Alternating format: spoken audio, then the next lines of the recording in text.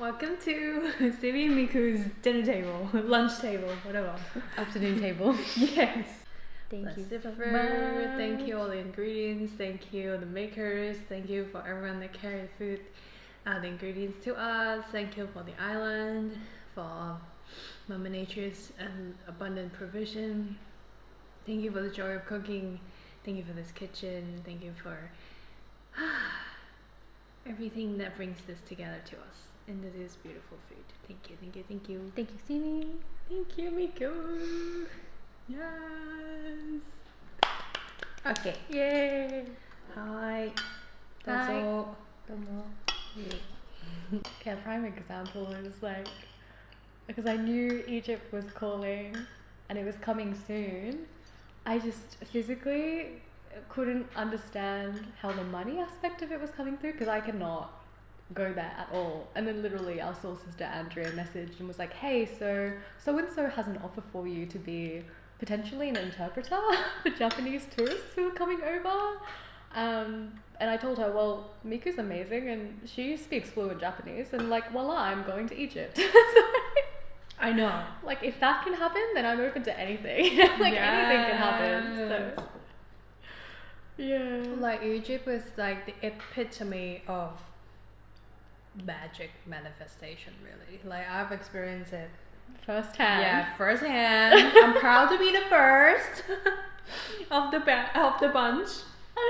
Yeah. When in so back in July, which is 6 months ago, when I was in Bali joining this priestess circle, getting activation, going back into priestess path. I learned that the facilitator is actually hosting a retreat in Egypt in September. So I was like at that point, I don't have that money. I never pay for something so expensive, and it's a 10-11 day retreat, and then the flight there and everything. And I was like, wow, it would be amazing, but I was like, maybe it's not my time, whatever. Good to know that these things exist. The next few weeks, things just unfold to bring me, like, I have a family who told me weddings actually happening in Europe, but I'm already on that side of the world. So it's like a layer and layer of confirmation that this is the right thing to do, and my heart is like racing. This is like the dream, once in a lifetime trip, and I just took a leap, and the money just catches on, like it just keep coming. It's not one lot, it's like keep consistently coming until the day before I need to pay my final installment and before the retreat starts. And it was like landed, retreat starting in like a week, still don't have the money, don't know what to do. But I would just keep trusting. And then Spirit just pushed me to do a live there, and then an activation for my community. And then thank you to my community, really grateful. Then the last bit of the fun came through and more. So I was able to afford it, but like with some left too. So it was like, if this is not a miracle, I don't know what is.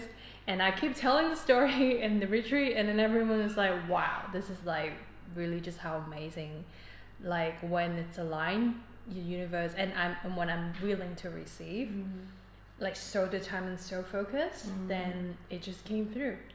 So yeah, like I guess I learned from that is when you have a goal, and it comes from the heart, not from like the ego, because the ego, like I don't know about everyone, but what I find out now, walking this path so dedicatedly for a while, is that if it's coming from the ego, it will fall apart like sooner or later. It doesn't really align.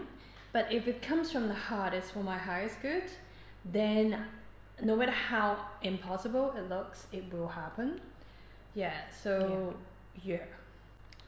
It was so crazy getting updates during that time about your journey, because it would be like, I literally don't have money, and then just enough would come through, and then you'd be going along, I don't have money, and then like another installment would come through, and it would just keep happening right until like the very last second, right? Yeah. It was just insane. And then didn't the facilitator say something about it as well as you Yeah, started? she was like literally she was saying in front of everyone, I'm really impressed with your ability to manifest.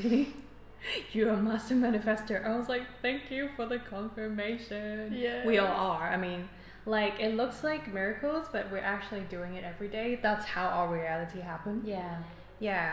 You know, that's what Spirit always say, is that like when you're willing to open yourself up to receive more and like take the action to show that you mean it, then the universe will always catch you. That's why it's all about, you know, coming from the heart, leading from the heart, and like I don't even call it taking risk, because risk is like, why is it risky? Because it's for the fear-based mind that something to do something out of that comfort zone, something of the unknown, it's like risky. But for the heart, it's like I always knew I want to go there, so why is it a risk? Yeah.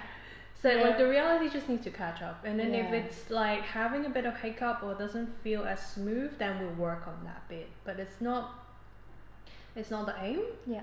Yeah. So yeah. Yeah. It's not really risky. You're Yeah. not taking more risk. It's following your heart. Put it that way. Yeah. Yeah, totally.